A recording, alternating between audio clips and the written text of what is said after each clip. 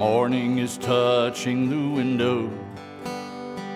You're breathing soft by my side, watching you sleep while the light grows, and feeling a sunrise of new love inside.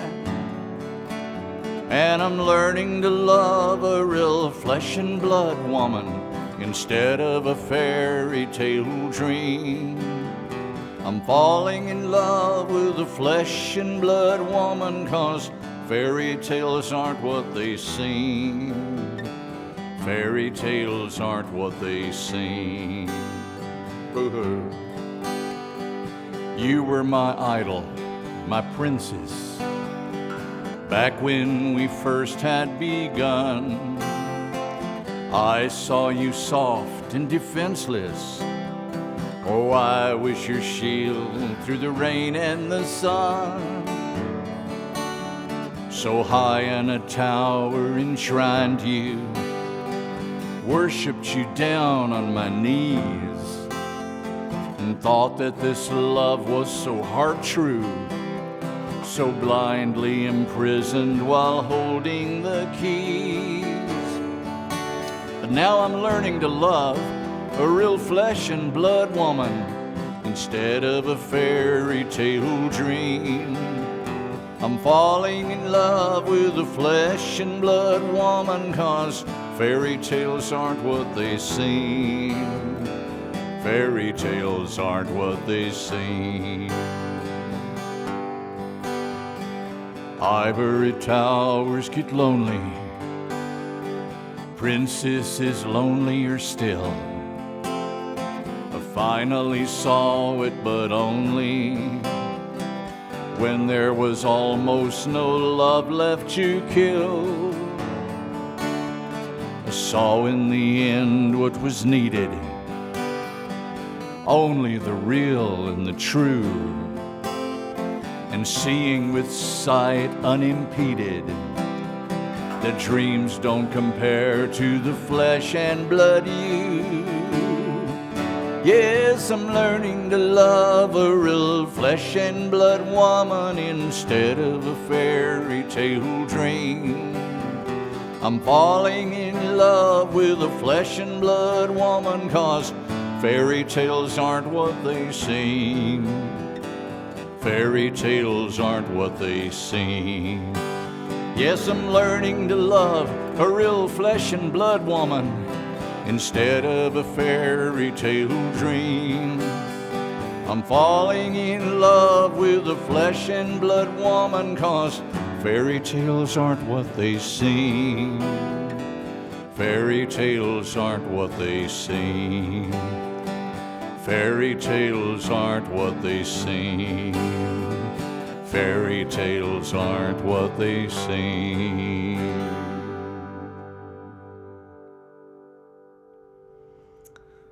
Well, they sure aren't what they seem. Oh, Welcome to another episode of A Question of Meaning. howdy, folks. And we're Katie and Arthur. I always say with Arthur and Katie, so I thought for today I'd do something different. Yeah, Katie and Arthur. That's right. We're equal opportunity employers here. Well, but I was so taught to, always put myself last, to serve myself last. That's sad. Women make up for it in other ways. That's for sure. We sure do.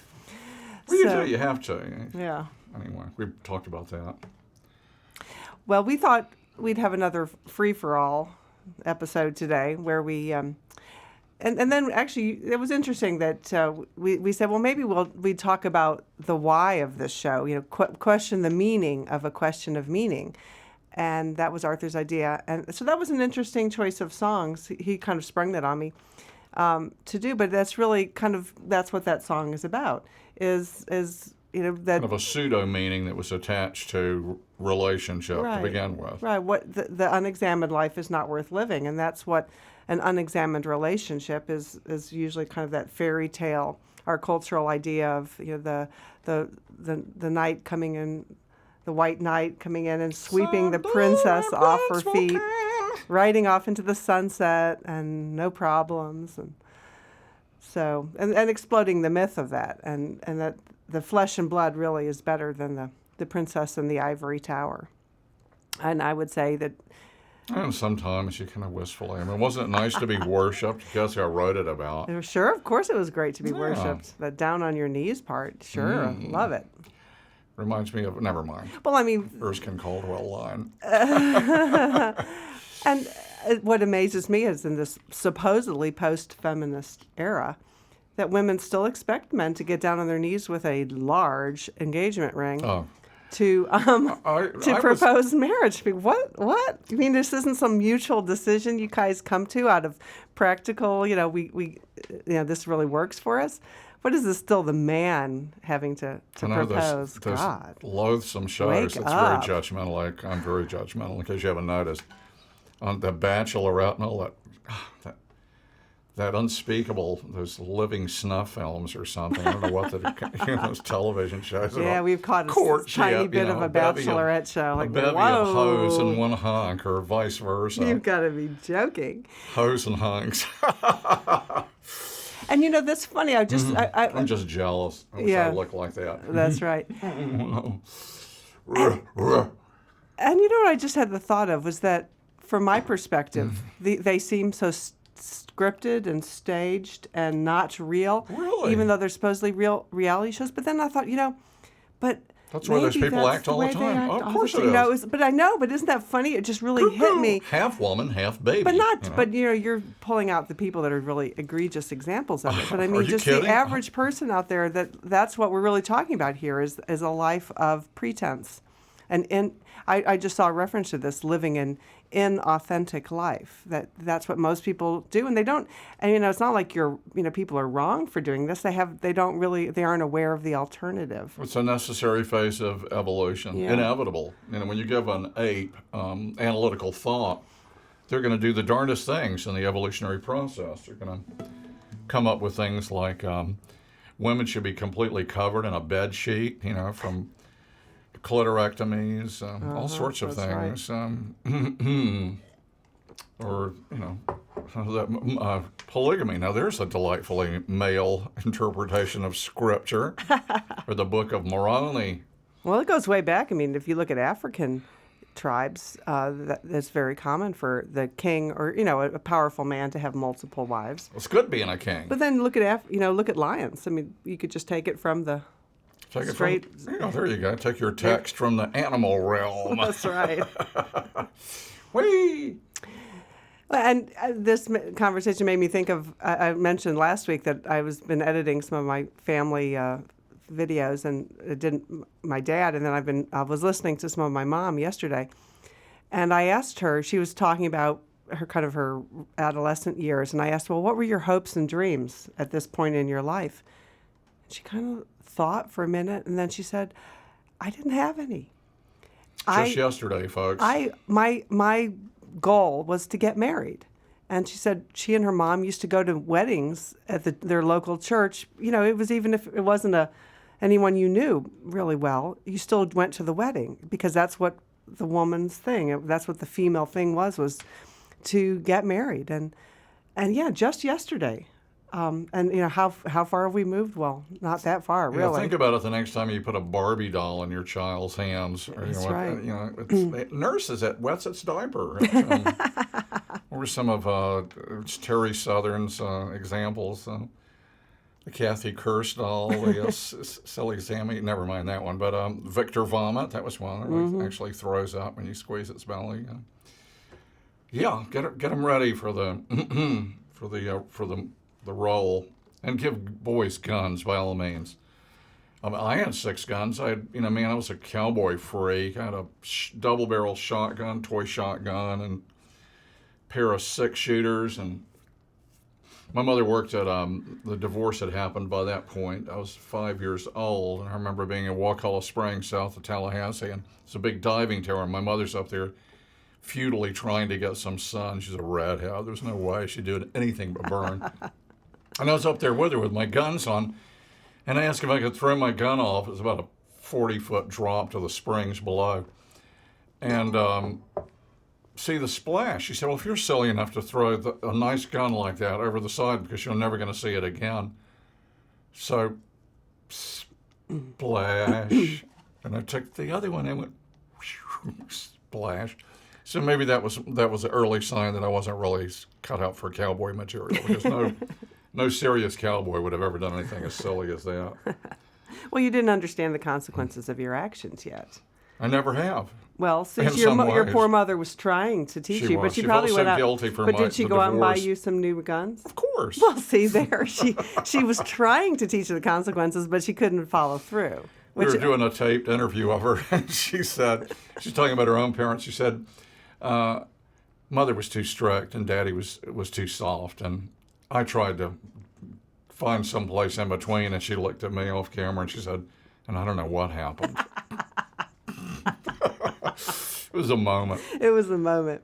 But it's she was hard. I great. mean, how do you teach, your beautiful, innocent child? Traumatized by How- divorce, No, but I mean just DIVORCE, any or child, and you have to be the one that indoctrinates them into the hard knocks of existence, and you're trying to shelter them as long as you can from the horrors of survival, and Which you're soon going to become aware of, no matter how sheltered you are at home, as soon as they send you down to the so-called education plant, it's the tough. killing floor known as school. Yeah, I had an interesting experience with that. I went on the farm tour on Saturday, going around to some of the family farms in the area, which was nice.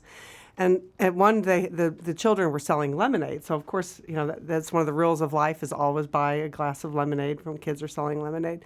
And so there were some kids in front of me, and then I asked for mine. And then I realized there was this little, maybe 5-year-old child that I wasn't sure, but I was pretty sure that he had been waiting there longer than me.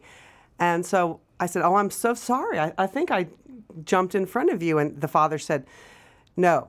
This is his lesson to learn to speak up and make sure you're seen and heard." And I'm like, he's only 5 years old. This poor little kid is trying. Excuse me, I believe I was next. Yeah, I would never do anything like that. I know. So he was like really encouraging. As I said, so I told the boy, I said, "Look, you know how long it took me to learn to speak up for myself and be heard. So listen to your dad. Now, 5 years old, great time to be learning this lesson." Welcome to the knife fight of life. That's right. But I mean, imagine telling your sure I son you have to subscribe wait. to that. You have to wait a minute or two longer for your lemonade because this woman has just pushed her way in front of you. What are two of the horrible cliches that Chuck C. talked about? The devil takes the hindermost, and the early bird catches the worm. That's right. Or, translated, means work till you drop, because that's basically the purpose of life. Which we beg to differ, and that's what this show is about. I fear we are digressing, a not unknown phenomena on this show. Phenomenon. We are asking ourselves, what is this show about? What about a questioning meaning? What's the purpose of questioning life? What do you mean, what is life? Life's life. You live, you pay taxes, and you die. And that's it. And if you believe that a certain way, you think you go to heaven or hell or whatever, purgatory. Yeah, that might be the one thing is you're ensuring your afterlife, your position in afterlife. Yeah, at least you have a shot at it if there is an afterlife. But so what's the point of this? I mean, we were out in Boulder, Colorado years ago doing this, and some undoubtedly a University of Colorado Buff fan, the Buffaloes, the girls team. The girls team was like the Lady Buffs. I love that. And called up on our line and said he'd read some of our stuff. He said, "What an incredible waste of time. Get a life. You people." It was like this girl called young woman, girl in my estimation. I'm 65 years old. I can call her a girl if I want to. Said, cut your hair and shut the F up. So, okay, that's feedback. At least somebody's calling. By the way, I just want to acknowledge the tirade in last week's show. I got extremely discouraged, a not uncommon state in my life. And but we thought about not airing the show, but the hell with that. This is reality TV, not glossy, hoes and hunks. This is blemishes, warts, and all. right. And what you see is what you get. We turn the damn camera on, and this is it. It's URTV for as long as it lasts. This is our contribution. It's why we're questioning. We've always questioned meaning. And this is simply our way of trying to share it. Yeah, so we thought, if the only time we air a show is when we're all perky and happy and upbeat, well, that's not really being real about who we are, and that is one of the goals of the show is being real on camera and sharing ourselves with people. So part of the reality of these two lives is depression, frustration, anger. Bitterness. Right. It's not all Hopelessness. happiness and laughter. Suicidal thoughts. But those all coexist. But that's part of the why. So go on. You were talking about what the point of the show is. Well, Why if question you've watched meaning? this show at all, you realize that one of the founding premises of our work, beginning with the Game of God, Recovering Your True Identity, our first book, gameofgod.com, is that the source of all fear is the unknown. The reason evolution exists is because survival as form, which is what everything is doing, we believe the first law of the universe is exist as form, as an individual discrete unit, a thing, a separate thing. Second law of the universe is survive as form.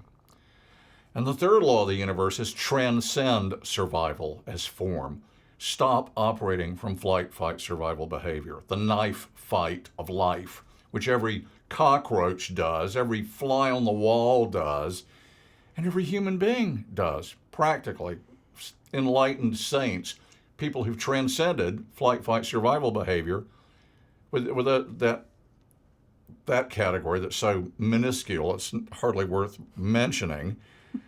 In my experience, maybe there's some enlightened saints out there. Once again, you're invited to call in. And you won't be made wrong, hopefully, anymore if you don't call in. We don't need your feedback. Almost. We really don't. It's my insecurity. If I need you to tell me that I'm okay, and what we're saying here on this show is sound, you know what, in a way, I mean, we've said some deeply offensive things like, we think we're all crazy. We're out of control. We have no free will. I haven't had one person say, God, that was offensive. We have people come up to us all the time when we're out in public and say, like your show a lot. So we appreciate that. And we know you're out there, lurkers. Keep lurking. 7:30 get to Thursday the nights. point. I don't want to get to the point. It's more fun to beat around the bush. Okay. So the point is that life without knowing is not only painful, because if the source, did I say that yet? I think I may have digressed. The source of all fear, major premise, is the unknown. The unknown is where all fear comes from. And in keeping with that, all hatred, the source of all hatred is fear. It's impossible to hate what you're not afraid of. It's impossible to not be afraid of what you hate. I think I said that right. So that's an uncomfortable state. If we're operating from flight, fight, survival behavior, that is not a comfortable state. In fact, that is the driving force behind evolution. The reason we evolved toward this incredible human being, we are the cutting edge of evolution. We were evolved to take the next great step in evolution. First step, the creation, the Big Bang, if you will. Second step, the dawn of life.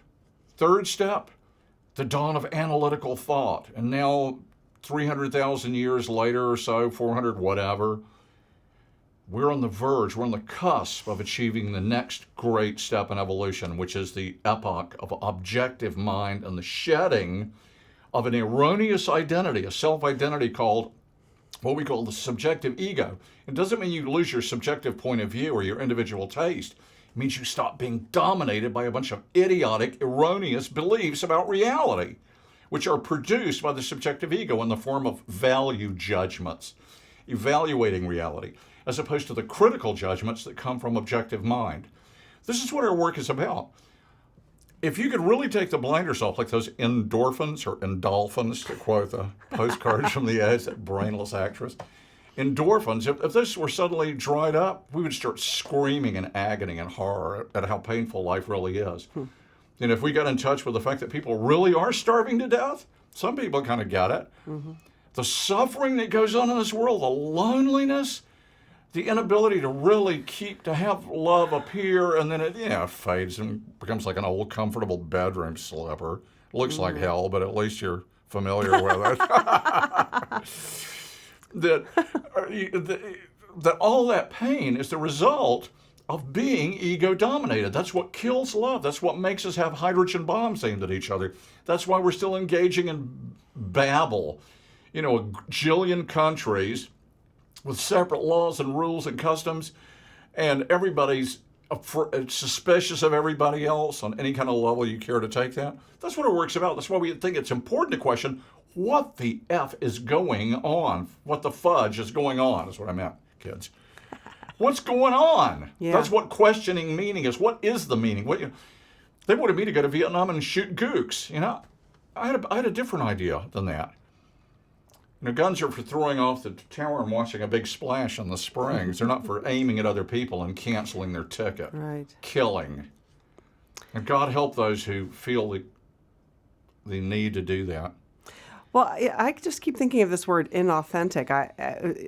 You'll be interested. It came from, I was reading a profile of Mike Huckabee, the ex-Arkansas governor, in the New Yorker last night. And he said that his life choices were caused by his seeing that so many people lived inauthentic lives. And he didn't want that for himself. Sure. And I always thought there was something interesting about him. I mean, he still has a lot of wrong ideas, but there's something about him that I don't find as threatening as a lot of conservatives because of this aspect of him. But anyway, so that word really stuck with me. It resonated with me, and I think that's what we're talking about here is that the reason we don't live lives true to ourselves, true to who we are, when we don't question the meaning of existence, and the reason we don't is because, and this comes straight out of what we're working on now, that we are all innocent by reason of insanity, where we take our cues for what is real from our culture, from our society, and we all so desperately want to belong and to be a part of the group that to be normal, to be accepted, you have to accept the rules. You have to accept the beliefs of what it is to be a member. And so we all try to adjust who we are to fit those rules and those norms. And we all live in fear of being exposed as abnormal. Rejected. And rejected, that's right, because if you're abnormal, you're shunned. And so that's why we live inauthentic lives, because we're trying to aspire. And high school, Arthur's talked about the horrors of high school, of trying to fit. But that's when it's most obvious, because that's when we, as all of us, are really most trying to be members. And the cheerleaders and the football players, they're the ones that fit the norm the best. Conform. So they were the popular. They were the top of the heap. The apotheosis of the style of what's in. Right, because what that means is that they happen to match the cultural beliefs of what it is to be normal. And so that they went there, and the rest of us, we all suffered from our lack of normality. We thought those people really had it together, and we were losers. That's right, and most of us, then maturity is kind of settling in to accept the fact that you aren't normal, that you'll never really quite fit in. So you try to find your little niche in society. And you meet people that are at your same level of not fitting in. And the caste system. That's right. Very much alive and well in any culture. And so I think living an authentic life is when you start questioning the meaning of those cultural norms.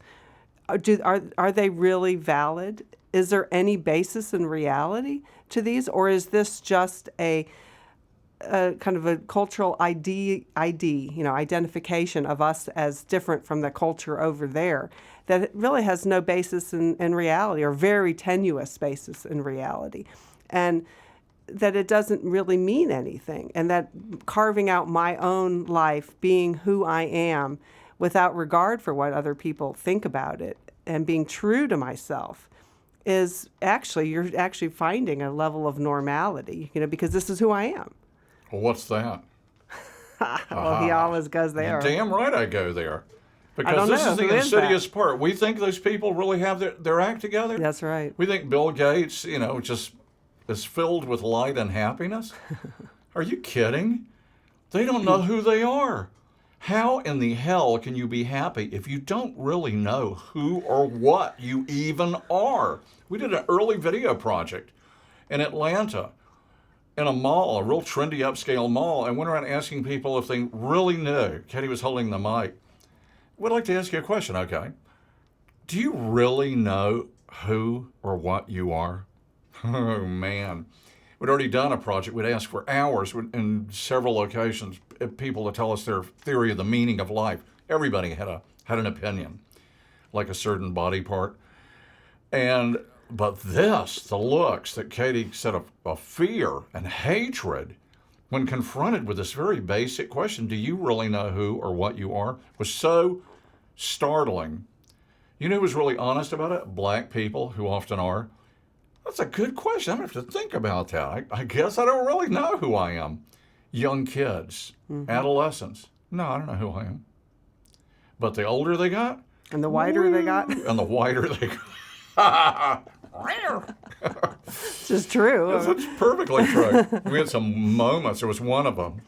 The guy had his little girl, was about maybe 5, 6 years old, and a baby in the stroller with a pacifier stuck in its mouth behind the guy. Or they were all in the frame, and he said, "No, I don't know who I am." And the little girl said, "Yes, you do. You're George." And the baby just suddenly reached its arms out, sucking the pacifier, like trying to gain some kind of support or equilibrium. He doesn't know who he is. Oh my God! So the point is, what we're saying is, and it's not that we freak out, because you know what? I am convinced in my core of being that I'm never going to know the absolute truth, and not in this life. But eventually, I think the truth will out, because it is the truth. When Jesus said, "The light shines in the darkness, and the darkness has not overcome it." Why? Because the truth is the light.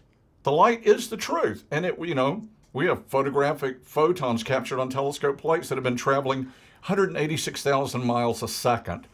That's going around the world at the equator 7 times in 1 second. It's been traveling that fast 24 hours a day, 7 days a week, 365 days a year for 13,000 million years to hit a plate on one of our Earth-based telescopes. That's how big the universe is. That's how powerful the light is in overcoming the darkness. You can't get rid of it. It's just there. That's the truth. And the truth will out. And what our mission is, what our obsession is what in the hell is going on here? And one of the rudimentary things, when Katie talks about finding herself or being comfortable with herself, the first question should be, who am I really? And it's okay to arrive at, I don't know. But what you have when you read that... See our show about humility last week. That's humility, and that actually opens the door for a modicum of comfort, because you no longer have to go through an entire life under the excruciating effort of trying to convince yourself and everybody else that you're this ego personality that you put together before you were 2 years old, decided how you're going to play the game of life, and you're playing it from that point on. Without variation, minor variations on a fixed theme, you are you forever. And you could actually crack the door a little bit by man, I no longer have to promote, "Hi, my name's Bob," and you don't have to promote that. You don't have to look good. You can stop pretending.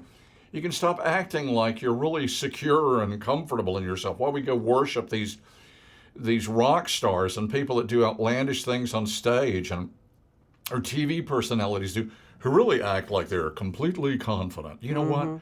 That is BS every time, because no one on this planet, with a possible exception of an enlightened saint, knows who they are. Not the preacher man. I don't care if you think you're a child of God. You don't know that. You do not know that. I don't care how strong your faith is.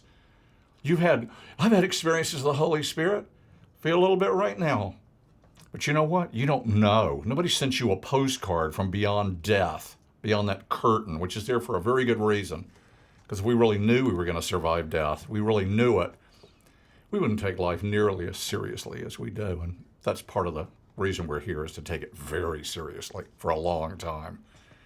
Well, that was interesting what you were just saying about the believing we know who we are creates a rigidity that locks us into only one way of of approaching life, one way of living life.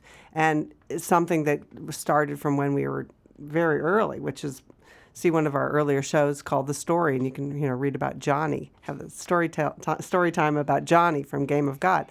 But that's, and because that's my story that I shared in that same show is about that and that was what happened was I really went through a process a number of years ago when we were working on We Are All Innocent and really realizing what insanity is. Insanity is this delusion, thinking I know reality when I really don't. And the more I really understood that, and the more I understood that my whole picture of who I am is an illusion, a delusion that I've been living out my whole life. It's a story I'm telling myself. Well, guess what? If it's just a story, it can be rewritten. I can change the plot line. And I've done that. And that's what one of the wonderful things is we, is not having such a rigid, inflexible meanness by doing this, that, it can really open it up. Not meanness, but me-ness. Me-ness. I used to be mean. Yeah. Oh, I was a mean person, thinking I was really sweet and nice. I used to torment my brothers and sisters when I was Was the a line child. you used to tell them, your epidermis is showing, and they'd be crying? That was very memorable. I was a vicious little bastard, too. Yeah. I used to make up words. And what does that mean? It's terrible. There's an article in the New York Times today about cyberbullying. I mean, just vicious. I mean, you read some of the posts and comments, like even Citizen Times, they regularly have to strike their comments out because they don't comply with the terms of service, which means they've said something really vile. Videos on YouTube, just real vicious, because it's anonymous. You can get away with it. In the schoolyard, that was the killing floor, man. Or the early years. So the older you got, that was kind of, you were taught to suppress it. Everybody thought it still the same way. We're still judgmental as adults. You just don't do that often because you might catch a bullet or a fist as an adult in these troubled times. So, well, when we talked about doing this topic this morning, you were talking about your analogy of the nut house. I like that. Oh, yeah. The way I feel, first of all, I really want to justify my life. I have had a lot of fun. I've been spoiled, and I've kind of wrenched pleasure as much as I could get. So-called pleasures of the flesh, if you will. Throughout my life, I'll be 65 in a couple of months here. Jesus, and I never thought I'd make it. Somebody was looking out for me. That's the only explanation. So. And I've suffered a lot. I've been lonely and hurt and felt a lot of pain and rejection. And I want to find out why. When I went to a doctor, I wanted to find out, why does it hurt? So that's really, and until I was 28 years old, where I was making a living in music in San Francisco, I had a hip lifestyle. I knew a lot of hip people. I thought I was on the right track. I was a nonconformist. I did not buy the societal nonsense. I thought I was really together. I thought I was in a happy marriage of 6 years or so. And I ingested a chemical that absolutely changed my life in a few hours. I realized I knew nothing. I saw something that I could have gone the rest of my life and continued to get hipper and hipper and hipper, and had no clue that this level of reality existed. And I've spent the last 37 years working on that. What was it? Why did it disappear? Why could I evoke that experience, if you will, and then lose it? What did it mean? Where can I find it again? How can I bring it alive? How can I keep it alive? And so the work that's come out of that, the analogy I use to finally get to the point is, it was like I think we're all in a madhouse. I think we're all in a huge insane asylum called planet Earth. And it's just the insane phase of evolution. And we're all asleep. We're in a huge ward, and all of us inmates are soundly sleeping. When I was 28 years old, my eyes opened for just a second, just like Neo in The Matrix, when he woke up in a gel-filled pod and for an instant realized everything he thought about life was a dream, and he was seeing it as it really was. He was being sucked on by electricity by a master machine race, and the reality he thought was so real was a dream, a computer-generated dream. That's what happened to me when I was 28 years old. And what we're trying to do, Katie teamed up with me 30 years ago. 30 years ago? That's only 7 years after I got it. Isn't that amazing? I realized that yesterday, as a matter of fact. Isn't you were that talking something? about that. Yeah, it is.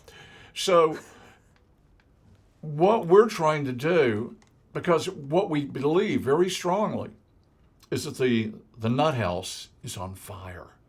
There's a fire threatening our continuance. While we're sleeping, the smoke is building. The flames are growing higher. And our job, along with a lot of people, once you know this, you can't shut up. You have to go on TV and be willing to make a fool of yourself to get this message out there. Fire, fire, fire. We're in trouble. It's no joke.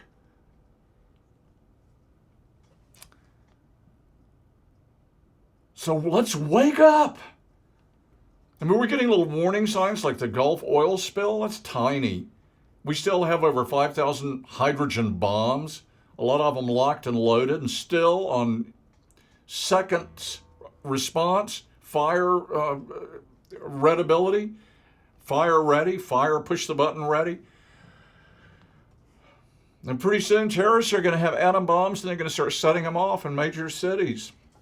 And the environment, there are a lot of scientists who really believe we waited too late. The environment's going to collapse. The rich rule the world. If there's any doubt about it, take a look around. The powerful, the handful rule the masses, just like it's always been, same as it's ever been. We're in trouble, and there's a reason for that, we think. And one reason is we're crazy. We're living in a dream state. What do you call people who are out of touch with reality? What do you call people who think they know reality and don't? They're delusional. You want another word for that? Deranged. And that's the first word to define insanity that I found in dictionaries, is deranged, a mental derangement. Well, folks, we're deranged. That's our message. And I wish I could go off to Mexico or sit by a quiet lagoon somewhere and drink pina coladas till they come out my backside. You know, I'd love that. And just the hell with it. Part of me regularly feels like it. But how can you do that? You know, how can you do that? How can you give up? And I've heard all the arguments. Oh, life's, you just have to work within the system. Things are getting better. You hear that a lot in the new age quarters.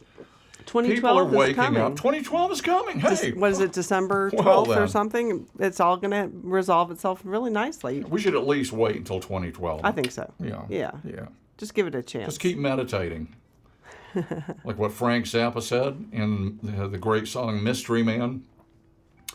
I got troubles of my own, I said, and you can't help me out. So take your meditation and your preparation and ram it up your snout. I think we should do a song. Okay, speaking of music. That's right. So that's what this show's about. In case you're wondering, it's a big fat waste of time. Hey, that's your opinion. It is. And lots of luck with living not knowing who you are. I hope you're really comfortable and groovy with that. And it's That's not, right. so what does that mean? Like, you get that you don't know who you are, and then what? Well, possibilities arise. But there's no hope. It's like, I'm not an alcoholic. If you are an alcoholic, perfectly analogous to that. And if you walk around convincing yourself every day, you even dream that you're yourself, which we all do, and you think you know yourself when you don't, there's no way in hell that's going to be satisfying, whether you think it is or not. I think that's what midlife crises are about. That's what people talk about, the dark night of the soul that happens at 2, 3 o'clock in the morning. That's what drooling on your chest in a nursing home is all about too. Yeah. You start realizing life is a lie. Maybe that's what's really behind Alzheimer's. It's not just too much TV or whatever. Right. fancy medical condition they invent. All right, so All what are right. we doing? I don't know. Oh my God, The this really mind is boggles, a 'cause we- catch-all time. Other times we really have, as unrehearsed as it may appear, we actually have picked out songs. And today, for once, we didn't even pick out any songs. 19 minutes left? I know. Yikes. Uh-oh. That's why I said let's do a song. Well, learning it the hard way kind of sprang All to right. mind. B flat, maybe? Because this certainly seems to be the way Oh, we man. need. This is a story of my life. Yeah, and the story of wrote the it. human race. So, is that ice cream again last night? God, I made my parents so wrong. They were diabetic, and if, they check their blood sugar every 6 hours, and if it dropped, they'd eat ice cream. The only difference between them and me, excuse me, the spit. The only difference between them and me is I don't check my blood sugar. If it wasn't for modern medication, I'll tell you what, it keeps people alive through their delusional state. 2, 3, and Fear comes like a river on the rise as I watch goodbye grow in your eyes. Not again, this voice within me cries. I'm learning it the hard way. Oh no, I'm losing love again the hard way. This time I thought for sure I'd win the hard way. I thought I'd learned enough by now the hard way to keep a love alive somehow.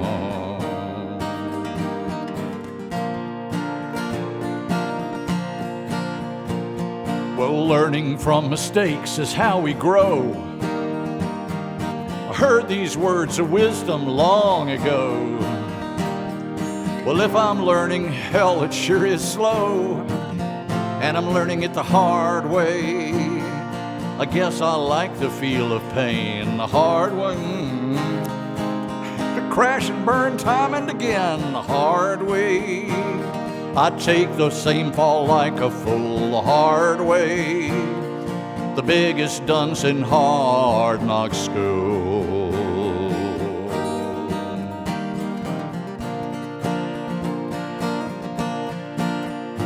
Oh, my mama used to call me an old hardhead, said whether you like it or not, you're gonna stick your hand in the fire, she said, enough times to learn that it's hot. Some people learn slowly and some learn fast, some people never learn it at all. But the rules aren't changing and there's no way past. To walk you gotta learn to crawl. Ooh, learning it the hard way. I'm learning it the hard way. I'm learning it the hard way. Lord, Lord, I'm learning it the hard way. Fear comes like a river on the rise as I watch goodbye grow in your eyes. Not again, this voice within me cries. I'm learning it the hard way. Oh no, I'm losing love again the hard way.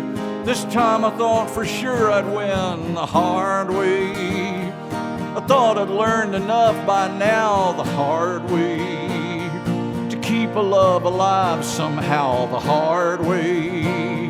I guess I like the feel of pain the hard way. I crash and burn time and again the hard way. I take the same fall like a fool the hard way. The biggest dunce in hard knock school the hard way.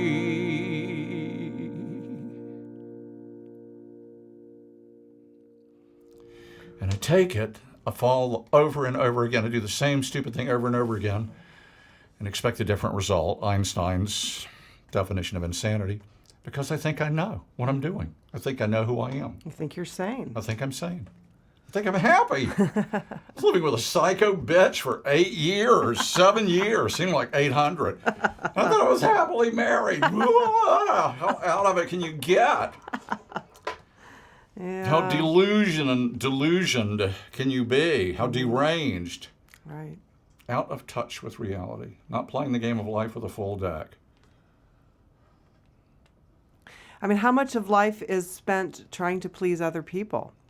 There was kind of an awakening I've referred to it a number of years ago, and it was in the process of writing that we are all innocent. And a number of kind of mantras came to me, and one was, I don't need anyone.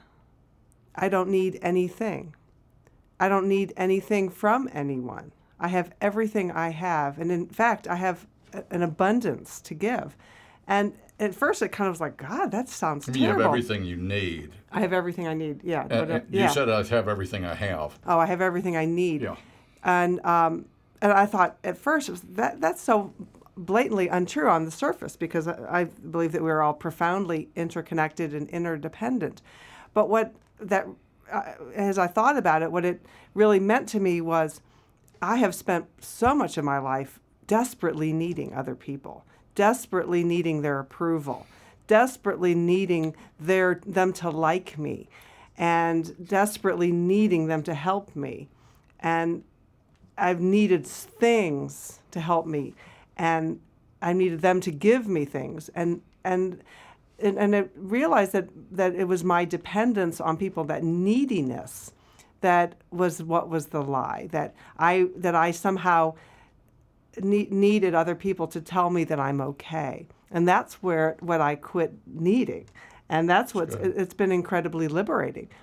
Because what did you notice with all that need? What did you notice? How did people respond? I'm sure they responded wondrously and gave you everything you wanted, right? That's right. That's right. People can sense the neediness and they run screaming. But as well they should, because it's a manipulation in progress. Absolutely. And I think that... So my tirade about nobody calls or says anything intelligent, That's right. And I think that some people are more needy than others, but almost all of us are afflicted. The ones who don't seem needy are those that somehow match, the ones that Arthur was talking about earlier, that match our culture's idea of what's normal. So they go through life with a sense of certainty. All sorts of agreement on it. Then they don't seem to need anything, but by no longer needing other people's agreement, is this okay, has freed me up to express myself, because I'm not so concerned about whether you agree with me. And of course, I still worry about people's opinion, but not nearly so much. And it's so I don't know why did I start talking about that? I don't know, but something about not needing. It led me to think that there's critical judgment. The objective fact is a lot of what the high school heroes and the higher caste, they've got some things going in the sense that obviously that's more for the sake of society and for the tribe. The true believers perform a very, good function in some ways. Yeah. Like hardworking, educated, don't say, take care of themselves and provide for their families and play by the rules a lot. On that level, that's what really we want the world should be like, but not via mindless conformity, which we think is really, and the cachet that's attached to that, like the cachet attached to golf. It's not the game, it's what it means. You're a manager, you're a big shot if you're a golfer, if you belong to a country club, or in tennis, and even soccer is a slightly loftier. It's become more of a trendy category than football and bruiser sports like that. I don't know how to put it. There's a pragmatic way of living that obviously going to college and having a professional career is more desirable for the society than someone dumpster diving or down on Skid Row or being admitted to the city hospital with delirium tremens. Well, but I don't think that's what really we're talking about here. It's not necessarily, what I'm saying is this, exactly. It was, we thought those people really had it together because most of those people that we looked up to in school had money. Their parents were rich.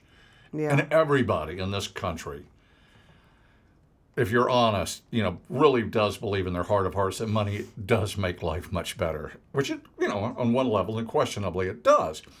But the cachet, the insidious underlying value judgment that's attached to that objective fact is that you are a superior human being. You're better than the dumpster diver. You're better than dirty hippies. You're better than artists and musicians. Why am I thinking of some scenes from National Lampoon's Animal House of the the initiation night. Well, yeah, the scenes of because that's what that film was a lot about, was the what was the name of the fraternity that was the really high status fraternity, and they appeared to have everything together. Life was together, and yet their lives were complete shams because they were just following these rituals that guaranteed you were a member, and member is right, good word. And the girlfriend, was having a fling on the side with one of the guys from the Animal House because at least life was a little bit more real over there on the other side.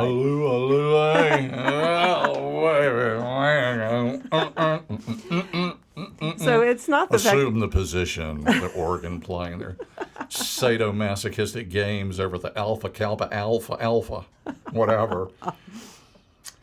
Yeah, I think most of us related to the Delta House. Definitely related to the Delta House. But I mean, it was partly because it seemed more real. Those people were living more real lives, where the guys at the other house were living. It was a very scripted.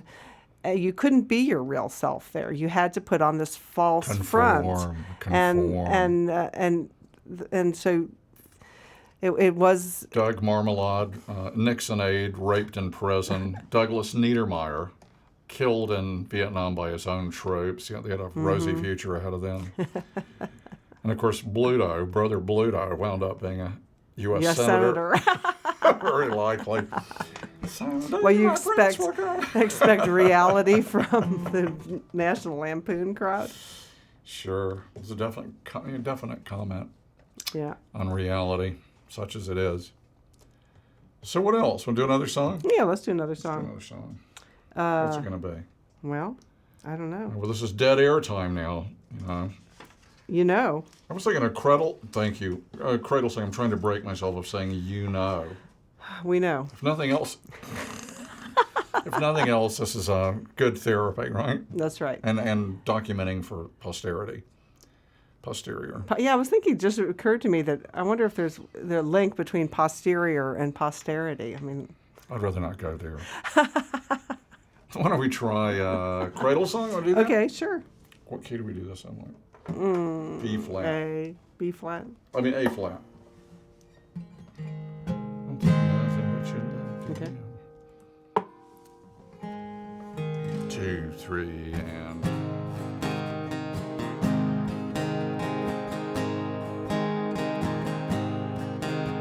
You once had nothing but your love to give, and they betrayed you time and time again. The ones who'd forgotten what it's like to feel gave back a love they could not help pretend. And they never saw it in your eyes. They could not see. They never heard it in your cries. They could not hear. They never dreamed it in their wildest dreams that you could be there. You once had nothing but yourself alone, and they went on to give you a new name. And soon you'd forgotten what the old one was. You lost it every time you played the game. Conform. And they never saw it in your eyes. They could not see. They never heard it in your cries. They could not hear.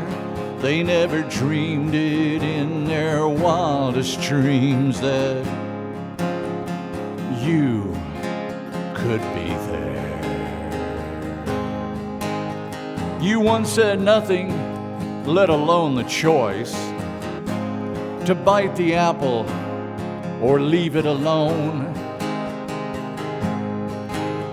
But play is your nature, it is what you're for. A life, the greatest game that you could own. And they never saw it in your eyes. They could not see. They never heard it in your cries. They could not hear.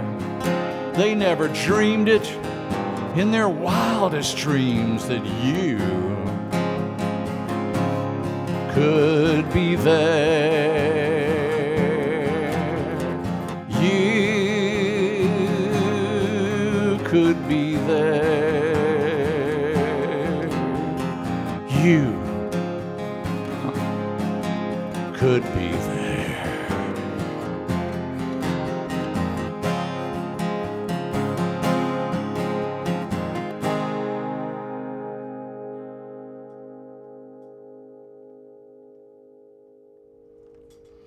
And who is that you? We like to think it's God consciousness. That's who you are, trapped in a baby's body. And the parents have forgotten what it's like to feel, to really be fully being, because we're all crazy, we're all limited, we're all ego-dominated. They get back to love as much as we love our little angels. We can't help but pretend it because we don't know what we're loving. Right. You know what that is? It's God trapped in a baby's body looking at you. That's what we think. That's right. That's right, but we love this Be on little your knees, objects. you'd be on your face before the cradle. It's called the Cradle Song, that tune, by the way. Yeah. Yeah, if we had time, I'd suggest we do the song You, because I don't think we've done that song yet. Oh, really? But, Yeah, we don't have time. we don't have time.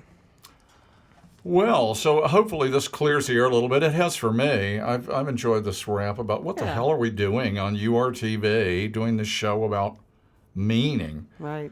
Who cares? Like a friend of mine was an academic over at Western and had some old local buddy. He grew up in Sylvia. This local friend of his, decidedly not academic, and he was trying to decipher the meaning. He was speculating about the meaning of the deer hunting scene and Deliverance. And the old guy, his buddy says, "Who gives a shit? Let's go get a beer." I have to bleep that. What's the meaning of that? Yeah, so and that's a lot of people's opinion is this is all just a useless waste of time, and hopefully we've shown that there is some value to it. And if we don't, so what? At least we tried. Like McMurphy said when he bet him all he could pick up that water fountain, hurl it through the window of the nut house, and go down and get a beer at the pub, and he bet all his money, and of course he couldn't pick it up. But he looked at him and he said, "I tried at least. God damn it, at least I did that much." And that's what Arthur said earlier about us doing the film, of asking people what they thought the meaning of life was. And one man said, well, I think, as Joseph Campbell said, the meaning of life, it's not the meaning of life we're looking for, it's the experience of life. And I think that's what we're really, really talking about here. It's through Amen, sister. pushing through this false, that inauthentic life means you are not experiencing your life. You're going through life with thick cataracts of. Right. And if those, yeah. You're living a life that's not yours. And that's what we're really talking about here. Through the questioning and asking some hard questions, it's sometimes painful. But what the end result is a much fuller experience of life. And the doomsday clock is a few minutes before midnight. The nut house is on fire. Fire! Fire! Fire! Help us. Let's wake up. Let's wake up together. Let's light this world up, become one people, and go explore the universe. So thanks for tuning in, and hopefully we'll see you again.